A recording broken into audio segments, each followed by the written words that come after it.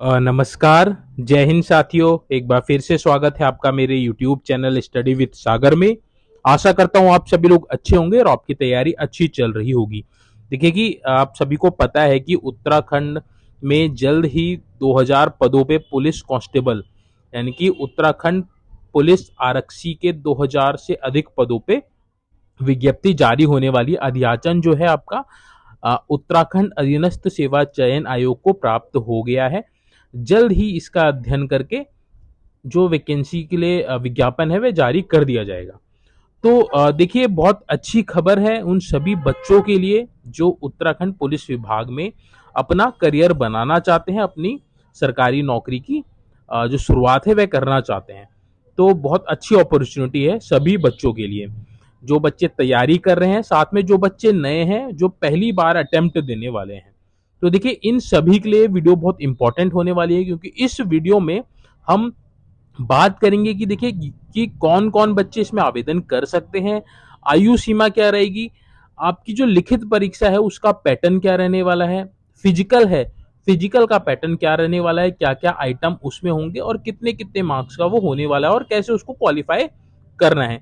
साथ में हम लोग बात करेंगे जो सबसे महत्वपूर्ण पॉइंट रहता है, मेडिकल, क्योंकि पुलिस में मेडिकल का भी मेजर रोल रहता है आपके सिलेक्शन में। और लास्ट में हम लोग बात करेंगे Uttarakhand police sub inspector police constable को कितनी सैलरी मिलती है इन हैंड और भत्ते क्या क्या मिलते हैं, उन सभी को हम लोग विस्तार से बात करने वाले हैं। तो वीडियो आपके लिए बहुत इंपॉर्टेंट रहने वाली है।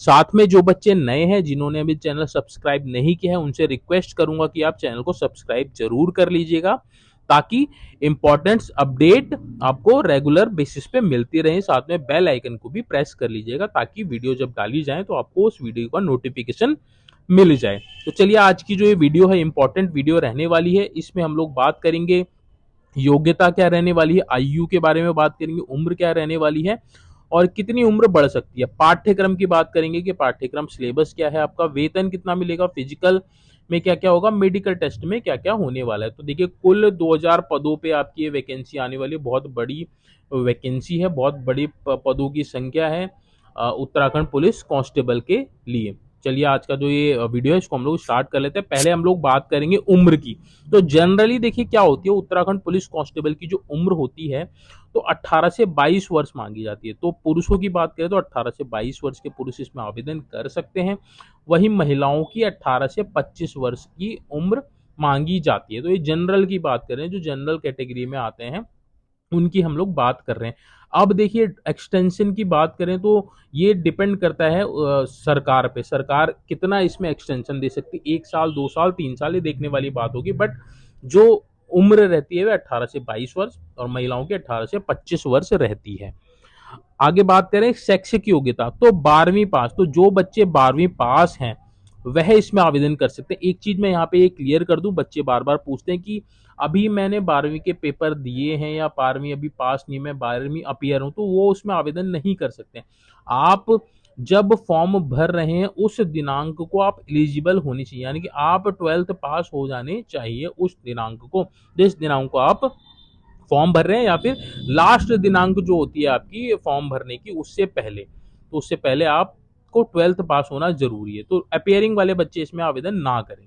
जो इसमें शैक्षिक योग्यता देखिए, 12th पास मांगी किसी भी सब्जेक्ट में। अगर आप 12th आपने कर रखा है, चाहे आपने आर्ट्स में किया हो, चाहे साइंस में किया हो, चाहे होम साइंस में किया हो, तो सब इसमें आवेदन कर सकते हैं। बस 12वीं पास मांगी है। वही महिलाओं के लिए भी सेम है, महिलाओं के लिए भी 12वीं पास बच्चे इसमें महिला आवेदन कर सकती हैं। देखिए, अब पुलिस की भर्ती है तो इसमें आपकी हाइट भी मांगी जाती है, हाइट नापी जाती है बकायदा। तो अगर थोड़ी बहुत भी कम है तो आप बाहर कर दिए जाएंगे, तो आप इस चीज को इंश्योर कर लीजिएगा। जनरल ओबीसी एससी की बात करें, मेल की बात करें तो 165 सेंटीमीटर। तो जो बच्चे जो male general category, OBC category और एससी कैटेगरी में आते हैं उनको 165 सेंटीमीटर हाइट होनी चाहिए। वहीं महिलाओं की बात करें जो जनरल ओबीसी एससी कैटेगरी में आती है तो उनकी हाइट जो है 152 सेंटीमीटर होनी चाहिए। इससे कम है तो आपको बाहर कर दिया जाएगा, क्योंकि सबसे पहले आपका हाइट और वेट यही सब चेक होता है। नेक्स्ट, अगर आपके पास हिल एरिया सर्टिफिकेट है तो 160 सेंटीमीटर अगर आपकी हाइट है तो आप एलिजिबल हो जाएंगे। अगर आपके पास हिल एरिया सर्टिफिकेट है। कई बच्चे ये पूछते हैं कि सर मेरा जो डोमिसाइल है वह तो मेरा क्या बोलते हैं उधम सिंह नगर का है और जो मेरा हिल एरिया बना है वो मेरा पिथौरागढ़, तो ये मान्य नहीं होगा। तो देखिए जहाँ आपका होम डिस्ट्रिक्ट है, जहाँ से आपका डोमिसाइल बना है, वहीं का आप हिल सर्टिफिकेट होना चाहिए।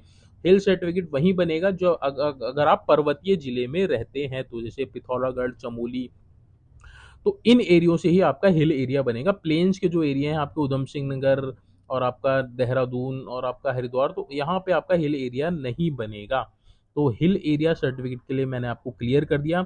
वहीं महिलाएं जिनके जो हिल एरिया से हैं और जिनके पास हिल एरिया सर्टिफिकेट है, 147 सेंटीमीटर आपकी हाइट होनी चाहिए, तो आप आवेदन कर लीजिएगा। वहीं एसटी की बात करें, जो एसटी यानी कि अनुसूचित जनजाति के पुरुष हैं, अगर आपकी हाइट 157.5 सेंटीमीटर है तो आप एलिजिबल हो जाएंगे। वहीं महिलाएं जो एसटी कैटेगरी तो 147 सेंटीमीटर हाइट है तो आप एलिजिबल हो जाएंगे, तो आप आवेदन कर लीजिएगा अगर आप एसटी कैटेगरी में है तो। वजन की बात करें तो देखिए वजन पुरुषों के लिए नहीं मांगा जाता है। चाहे आपका वजन 30 है, चाहे आपका 110 केजी है, कोई फर्क नहीं पड़ता, पुरुष के लिए वजन नहीं मांगा जाता। वहीं जो महिलाएं हैं, महिलाओं के लिए न्यूनतम आपका 45 केजी वजन होना जरूरी है। तो जो बच्चे, जो महिलाएं जिनका अभी वेट कम है, देखिए अभी से समय है आपके पास, तो अभी से अपना वेट गेन करने लग जाए। मैक्सिमम की कोई दिक्कत नहीं है, अगर आपका 110 किलो भी वजन है तो कोई दिक्कत नहीं है, बट मिनिमम आपका 45 केजी होना जरूरी है। तो जो महिलाएं 43 44 के आसपास हैं, तो अभी से आप अपने वेट बढ़ाने के लिए, वेट गेन करने के लिए आप वो कर लीजिए, प्रैक्टिस कर लीजिए और जो भी डाइट है उसको फॉलो कर लीजिए, क्योंकि अगर आपका 45 किलोग्राम से 10 ग्राम भी कम हो गया तो आपको बाहर कर दिया जाएगा।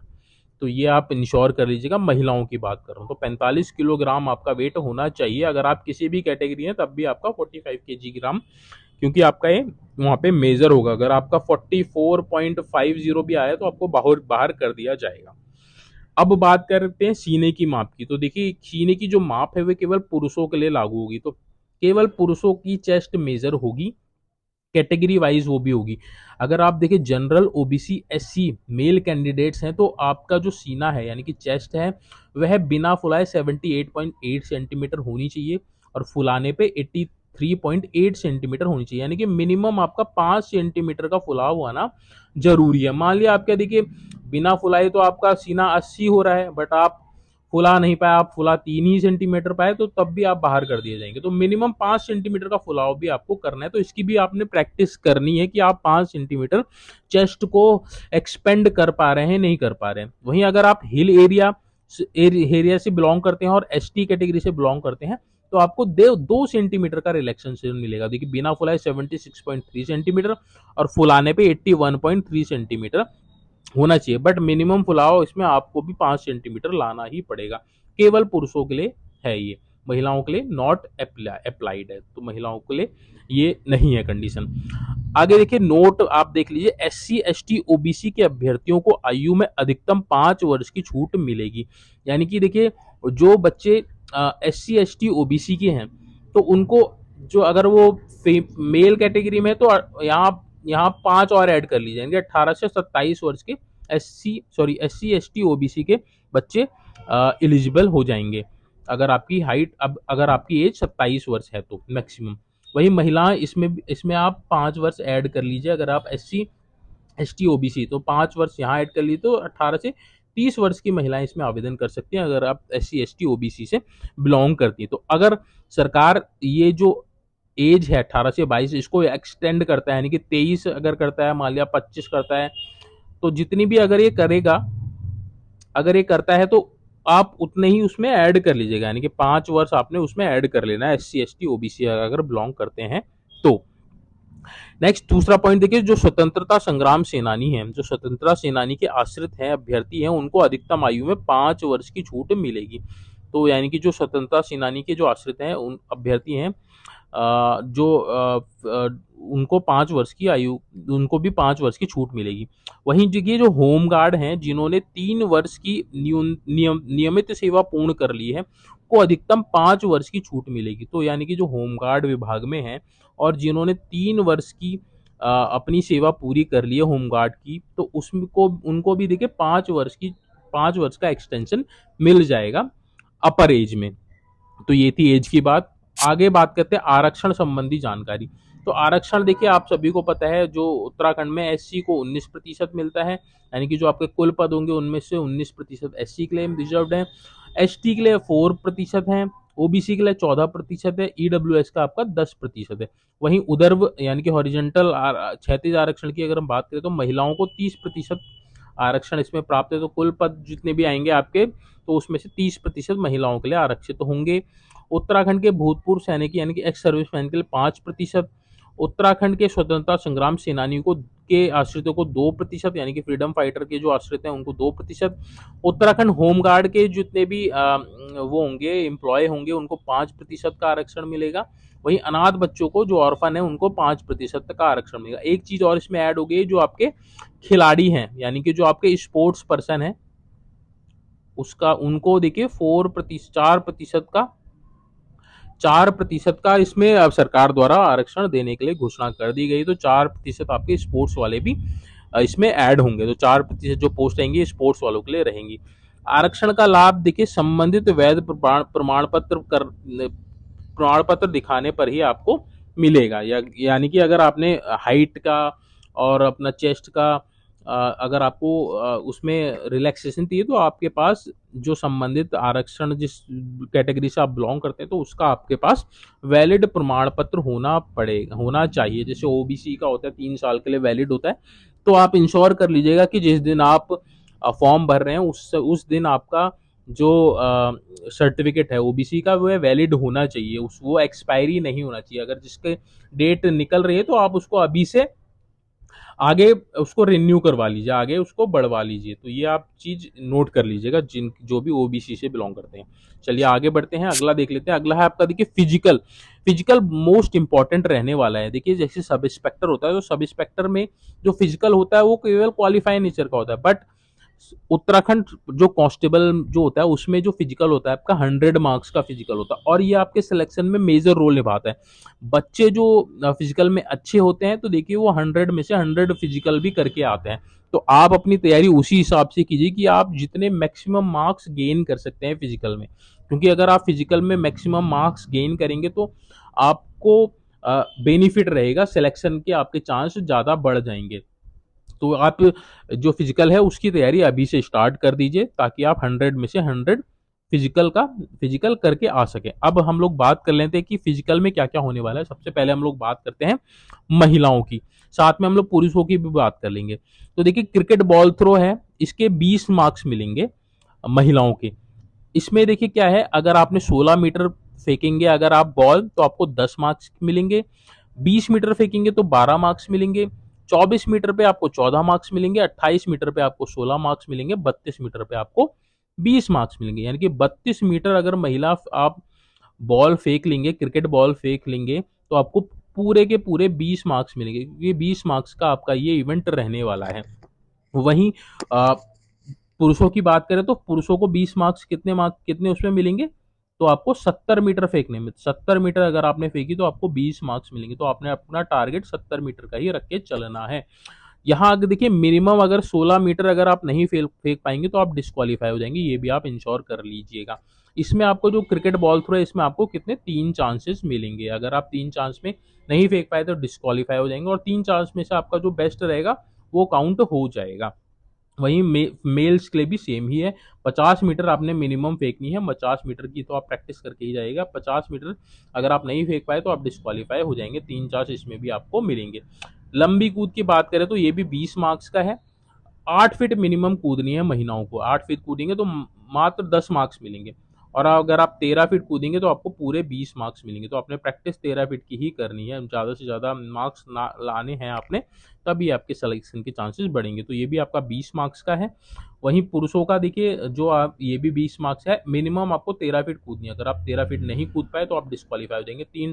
तीन चांस इसमें भी आपको मिलेंगे, महिलाओं को भी 3 चांस इसमें मिलेंगे। और एक्सीलेंट के लिए आप पुरुषों को 18 फीट कूदनी है, 18 फीट कूद दी तो आपको 20 मार्क्स मिलेंगे। महिलाओं के देखिए जो दौड़ है 50 मीटर की दौड़ होगी, इसके भी आपको 20 पूर्णांक मिलेंगे। यानी कि अगर आपने देखिए 11 सेकंड में कंप्लीट कर ली, मिनिमम 11 सेकंड में करेंगे तो आपको पूरे 20 मार्क्स मिलेंगे। और मिनिमम आपने 16 सेकंड में तो करनी है, 16 सेकंड में आपको केवल 10 मार्क्स मिलेंगे। अगर 16 सेकंड से कम में ज़्यादा में की, यानी कि 17 सेकंड 18 सेकंड में आएंगे तो आप डिस्क्वालीफाई हो जाएंगे। तो मिनिमम 16 सेकंड में करनी है और कोशिश कीजिएगा 11 सेकंड में कंप्लीट करें ताकि आपको 20 मार्क्स मिले। वहीं पुरुषों की देखिए चिनअप की बात करें तो चिनअप चिनअप आपने अगर 5 बार तो मिनिमम आपने करनी है। चिनअप को किसको क्या बोलते हैं, बिम बोलते हैं। तो इसमें अगर मिनिमम 5 तो आपने करने ही करने हैं। जैसे सब इंस्पेक्टर है तो सब इंस्पेक्टर में 5 पे क्वालिफाई है, बट यहाँ पे 5 में आपको केवल 10 मार्क्स मिलेंगे और 10 बार अगर आपने 10 चिनअप कर लिए तो आपको पूरे 20 मार्क्स मिलेंगे। तो ये आप इसको अच्छे से कर लीजिएगा। वहीं महिलाओं की बात करें तो शटल रेस होगी 25x4 की, यानी कि 25 आना फिर 25 आना फिर 25 आना फिर 25 आना, तो 25x4 मीटर की आपकी होगी, 20 मार्क्स मिलेंगे। अगर आपने 26 सेकंड में किया तो आपको पूरे 20 मार्क्स मिलेंगे। 29 सेकंड में किया तो आपको 10 मार्क्स मिलेंगे। तो मिनिमम आपने 29 सेकंड में तो करनी ही करनी है। वहीं पुरुषों की बात करें तो बैठक बैठक जो होगी आपको इसके 10 मार्क्स से होंगे। अगर आपने देखिए 50 2 मिनट में कर ली, यानी कि 2 मिनट में अगर आपने 50 की तो आपको 4 ही मार्क्स मिलेंगे। तो मिनिमम आपने 50 तो करनी ही है 2 मिनट में। और 2 मिनट में अगर आपने 100 कर ली तो आपको पूरे 10 मार्क्स मिलेंगे। 10 मार्क्स का है आपका ये बैठक। और उसके साथ आपका दंड है, यानी कि बैठक आपकी क्या बोलते हैं, 10 मार्क्स की बैठक और 10 मार्क्स के दंड। बैठक तो आपके आपका सिटअप्स हो गया, दंड आपके क्या हो गए, पुशअप्स हो गए। तो यानी कि अगर आपने 4 मिनट में 25 पुशअप करेंगे तो आपको 4 मार्क्स मिलेंगे। मिनिमम आपने इतने करने ही है। वहीं आपने अगर 4 मिनट में 75 कर लिए तो आपको पूरे 10 मार्क्स मिलेंगे इसमें।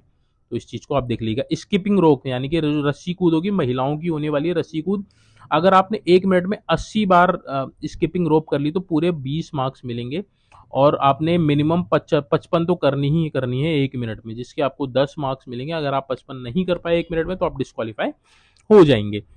वहीं मेल्स की बात करें तो मेल्स की जो दौड़ व चाल होगी 3 किलोमीटर की दौड़ होगी, इसके पूर्णांक आपका 20 होगा।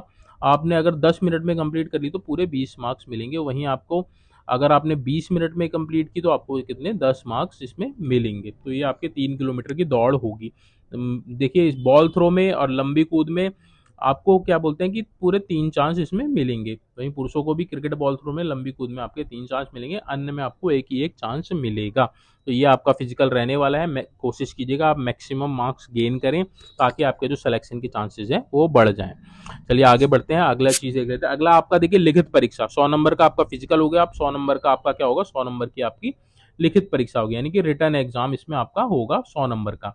100 नंबर का रिटर्न एग्जाम होगा। जो आपका यूकेएसएससी का जो आपका इंटरमीडिएट लेवल का जो पेपर रहता है वही पेपर आपने आने वाला है। 20 नंबर की आपकी हिंदी आएगी और आपका देखिए रीजनिंग आएगी इसमें 10 मार्क्स की। सामान्य ज्ञान, उत्तराखंड सामान्य ज्ञान, कंप्यूटर, कुल मिला के 70 नंबर की आएंगे। तो टोटल आपका 100 नंबर का आपका ये पेपर होगा और 100 ही मार्क्स का आपका ये एग्जाम होने, यानी 100 क्वेश्चन होंगे और 100 ही आपके अंक होंगे। तो 100 में से आप कोशिश कीजिएगा ज़्यादा से ज़्यादा लेके आएँ। आपकी जो मेरिट बनेगी वो आपकी फिजिकल प्लस आपका जो रिटर्न एग्जाम है, फिजिकल और रिटर्न एग्जाम्स को मिला के आपकी मेरिट बनेगी, यानी कि 200 मार्क्स में से आपकी मेरिट बनने वाली है। तो 200 मार्क्स में से कोशिश कीजिए आप 150 के आसपास, 150 प्लस आप मार्क्स गेन करें ताकि आपके सिलेक्शन के चांसेस ज़्यादा से ज़्यादा रहें। अब कुछ इंपॉर्टेंट चीज़ें उसको हम लोग देख लेते हैं। लिखित परीक्षा में देखिए जनरल ओबीसी के अभ्यर्थी को 45% अंक लाना अनिवार्य है। मान लिया आप फिजिकल में तो 100 नंबर लिया है, बट आप लिखित परीक्षा में आप 45 यानी कि 100 में से 45 मार्क्स नहीं लेके आ पाए तो आप डिस्क्वालीफाई हो जाएंगे। आपकी मेरिट में आपका को आपको कंसीडर नहीं किया जाएगा। तो मिनिमम आपने 45% मार्क्स तो लाने ही हैं। वहीं एससी और एसटी के अभ्यर्थी को 35% मार्क्स लाना अनिवार्य है, यानी कि 100 में से 35 नंबर आपने लाना ही है।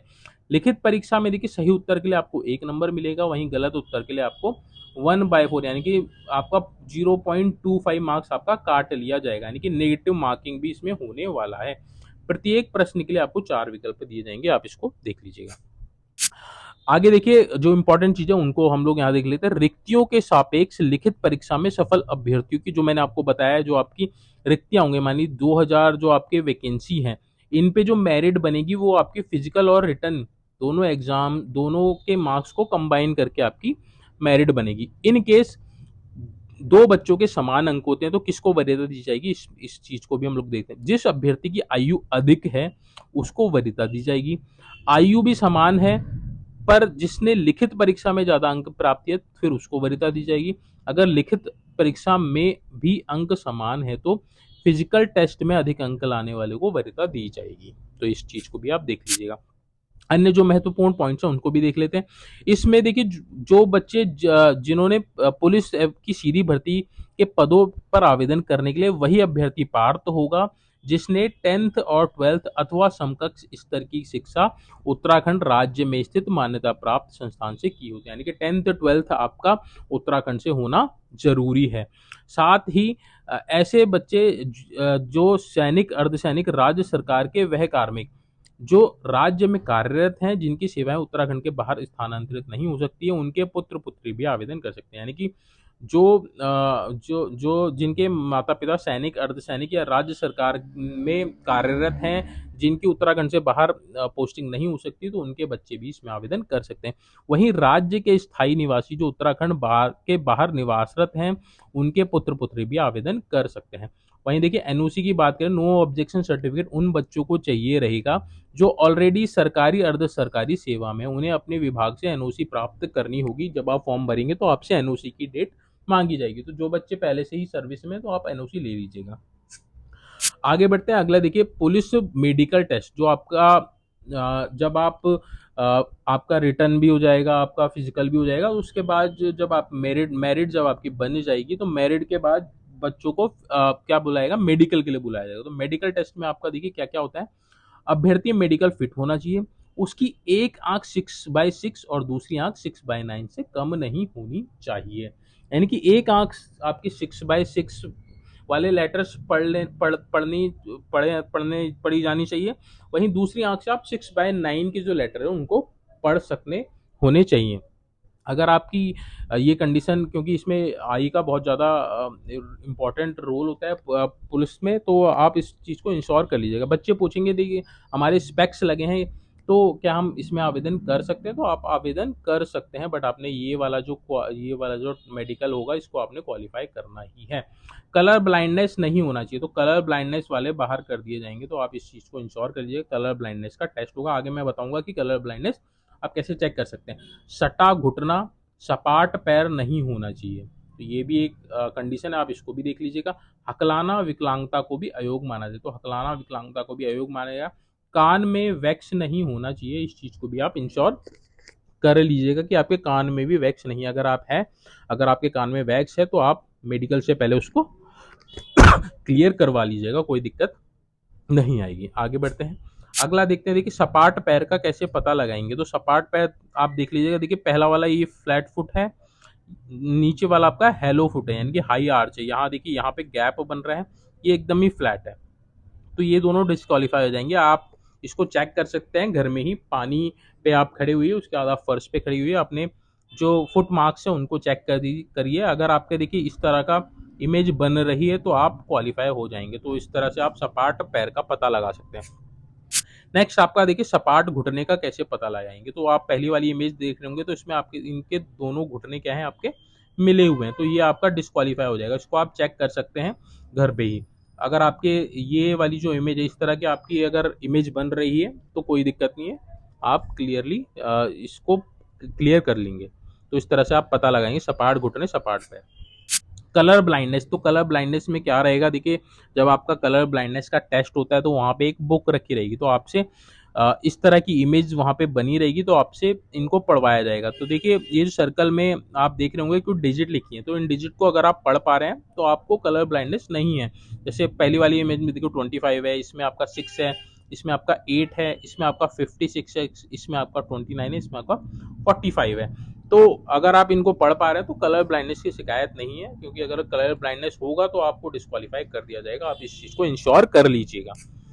आगे बढ़ते हैं। देखिए सफल अभ्यर्थियों के लिए महत्वपूर्ण था बॉन्ड यानी कि बंध पत्र। सफल चयनित अभ्यर्थियों से बॉन्ड पत्र भरवाया जाता है जिसके अनुसार वह कम से कम 5 वर्ष तक अपनी सेवाएं विभाग में देंगे। पहले जाने पर प्रशिक्षण अवधि के स्टाइपेंड वेतन का भुगतान करना पड़ेगा। तो देखिए आपसे बॉन्ड यानी कि बंध पत्र आपसे भरवाया जाएगा। अगर आपका सिलेक्शन हो जाता है तो तो उसमें लिखा रहेगा कि आपको मिनिमम 5 वर्ष तक अपनी सेवाएं उत्तराखंड पुलिस में देनी पड़ेंगी। अगर आप उससे पहले जाते हैं, मान लिया आपका किसी अन्य विभाग में चयन हो जाता है, तो आपकी जो ट्रेनिंग में आप या फिर आपको जो वेतन मिली होगी, ट्रेन जितने भी दिनों की, जितने भी ट्रेनिंग में जो भी आपको स्टाइपेंड मिला होगा, तो उसको आपको उसका भुगतान करना पड़ेगा, तब आप विभाग छोड़ के जा सकते हैं। तो इस चीज़ को भी आप देख लीजिएगा, ये भी इंपॉर्टेंट चीज़ है। वैवाहिक स्थिति, ऐसे पुरुष जिसकी एक से अधिक पत्नी जीवित है एलिजिबल नहीं होंगे। तो ऐसे पुरुष जिनकी एक से अधिक पत्नी जीवित हैं तो वो एलिजिबल नहीं होंगे।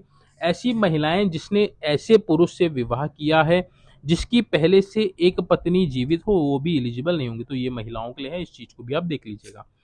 आगे बढ़ते हैं, चरित्र यानी कि कैरेक्टर कैसा होना चाहिए। सरकारी सेवा में सेवायोजन के लिए उपयुक्त होना चाहिए।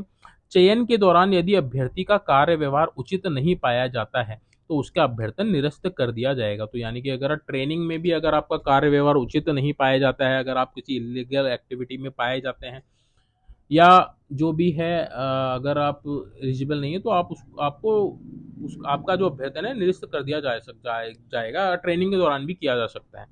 अभ्यर्थी के विरुद्ध किसी पुलिस थाने में कोई अनुचित टिप्पणी का उल्लेख या मुकदमा दर्ज नहीं होना चाहिए। तो अगर जिनके खिलाफ है तो वो भी इसमें एलिजिबल नहीं होंगे। इस चीज को आप इंश्योर कर लीजिएगा। आगे बढ़ते हैं, अब हम लोग बात कर लेते हैं वेतन और भत्ते मिलने। जो आप देखिए, पुलिस आरक्षी जो है, पुलिस कांस्टेबल को पुलिस आरक्षी भी बोला जाता है। को मिलने वाले भत्ते इस प्रकार है। तो वेतनमान की बात करें तो देखिए, लेवल 3 की ये जॉब है। आपका जो वेतन रहेगा बेसिक 21,700 से 59,100 रहता है, 69,100 रहता है। तो जो आपका बेसिक रहेगा 21,700 रहेगा। अब इस पे देखिए क्या है, बेसिक पे आपका 21,700 हो गया, महंगाई भत्ता इसमें ऐड होता है। तो महंगाई भत्ता वर्तमान में 50% चल रहा है बेसिक का। तो बेसिक आपका 21,700 है, इसका 50% निकालेंगे तो 10,850 हो जाएगा। तो 10,850 भी आपका इसी में ऐड हो जाएगा। 10,850 आपका बेसिक में ऐड हो गया। वहीं देखिए 1,700 आपका फूड अलाउंस मिलता है, तो 1,700 आपका फूड अलाउंस भी ऐड हो गया। उसके बाद हाउस रेंट मिलता है 2,500। ये अलग अलग वेरी करता है, देहरादून में ज़्यादा मिलता है और देहरादून में 3,100 मिलता है। तो ये डिपेंड करता है कि आप किस कैटेगरी वाली सिटी में रह रहे हैं। तो 2,500 हम लोगों ने एवरेज मान लिया, 2,500 आपको हाउस रेंट मिल गया। वॉशिंग अलाउंस आपको 450 आपको वॉशिंग अलाउंस मिलता है। तो कुल मिला के ये जो आपकी सैलरी बननी है लगभग 37,200 के आसपास बनेगी लगभग। ये ऊपर नीचे थोड़ी बहुत रहेगी, बट ज़्यादा नहीं। अब इसमें से आपका देखिए जो आपकी जो टोटल सैलरी बनी 37,200, इसमें से क्या होगा कि जो आपका एनपीएस है, यानी कि न्यू पेंशन सिस्टम जो है आपका, उसका 10% आपका आपके सैलरी से काट लिया जाएगा। यानी कि 37,200 में से आपके 10% कितना होगा, 3,720 से आपका 10% होगी। ये आपके एनपीएस खाते में चला जाएगा, एनपीएस खाते में चला जाएगा। ये आपका कॉन्ट्रीब्यूशन हुआ। वहीं देखिए जो आपका बेसिक है 37,200, इसका जो 14% होगा, 14% आपका सरकार ऐड करके देगी। तो यानी कि 3720 ये हो गया, मान लिया 14% आपका 4,000 हो गया। तो टोटल जितना भी ये हो गया, ये आपके एनपीएस खाते में चला जाएगा। 14% सरकार दे रही है, 10% आपकी सैलरी से कट रहा है। ये सारा टोटल मिला के आपके एनपीएस खाते में चला जाएगा। तो टोटल आपको इनिशियल ये मान के चलिए 35 से 36,000 रुपये इनिशियल सैलरी मिल जाएगी इसमें कटने कुटने के बाद। ठीक है, तो देखिए ये थी उत्तराखंड पुलिस कांस्टेबल के भर्ती के संबंध में संपूर्ण डिटेल। जिन जिन बच्चों जो बच्चे उत्तराखंड पुलिस कांस्टेबल में अपना करियर बनाना चाहते हैं तो उनके लिए बहुत अच्छी अपॉर्चुनिटी है। वैकेंसी की जो संख्या है वे भी बहुत ठीक ठाक है, ज़्यादा भी नहीं है बट इतनी कम भी नहीं है। ठीक है, क्योंकि इतनी भर्ती पहले नहीं आई है 2000 के पदों पे। तो बहुत अच्छी अपॉर्चुनिटी है बच्चों के लिए। और साथ में जो बच्चे नए हैं तो आप अपनी तैयारी को अभी से स्टार्ट कर दीजिए, क्योंकि देखिए जो आपका कंपटीशन किन से होगा, जो बच्चे ऑलरेडी तैयारी कर रहे हैं, जो कई सालों से तैयारी कर रहे हैं, उनसे आपका कंपटीशन रहने वाला है। तो आप अपनी तैयारी अच्छे से कीजिए, जो रिटन एग्जाम है उसको अच्छे से तैयार कीजिए और फिजिकल भी साथ साथ में अच्छे से तैयार कीजिए। देखिए आपको दोनों में ही अच्छा करना है, तभी आपका सिलेक्शन होगा। ये नहीं कि आप केवल फिजिकल में लग गए या फिर आप केवल रिटर्न में लग गए। जब आप दोनों चीज को कंबाइन करेंगे तभी आपका मेरिट में नाम आएगा। तो दोनों में आपने एक्सेल करना है, तभी आपके सिलेक्शन के चांसेस बढ़ेंगे। उत्तराखंड पुलिस के लिए तैयारी के लिए देखिए आप परीक्षा वाणी की बुक पढ़िए, ल्यूसेंट पढ़िए और ज़्यादा डीपली नहीं पढ़ना है। प्रीवियस ईयर के जितने भी क्वेश्चन हैं, चाहे वो उत्तराखंड पुलिस का हो या फिर अदर हो, यूके एसएससी द्वारा जितने भी क्वेश्चन पेपर करवाए गए हैं उनको आप सॉल्व जरूर कर लीजिएगा।